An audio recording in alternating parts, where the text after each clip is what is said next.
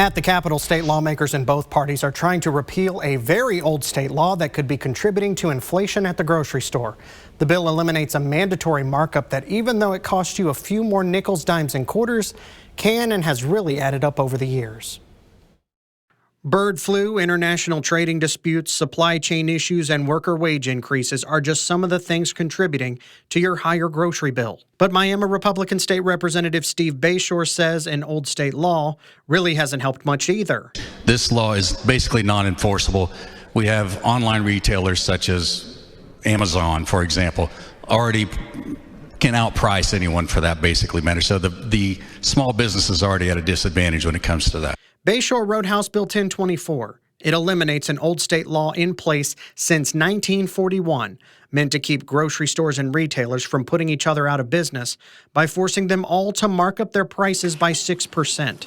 In the days before the internet and even big box stores, the state would force retailers to mark up prices, aiming to prevent deep discounts in sales that favored one store over another that just needed to sell their items to keep the doors open. Bayshore says the old law has become state-sponsored inflation. House Bill 1024 removes a government-mandated hidden 6% tax on consumer goods throughout the state of Oklahoma. Opponents say some controls need to be put in place to protect businesses from predatory sales. But Bayshore says the new law would clearly prohibit a retailer from selling items below cost or at, quote, an unreasonably low profit margin.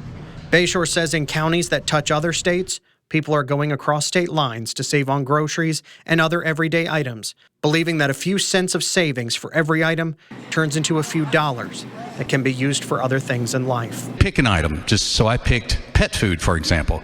The same bag, the same brand, and the same weight in Joplin, Missouri is $1 cheaper, full cheaper than it is in my own hometown. The bill passed out of the House 81-12 with heavy bipartisan support and now moves to the state Senate for consideration. Governor Stitt says he will sign Bayshore's bill when it reaches his desk if it does so. This old law actually needed to be changed more than a decade ago. In 2011, an attorney general's opinion declared that Black Friday sales were actually illegal because of the state's markup law. Walmart and other big box stores began to complain to state lawmakers in 2012, saying their Black Friday deals could be better, like the prices in other states, but they were afraid of legal consequences.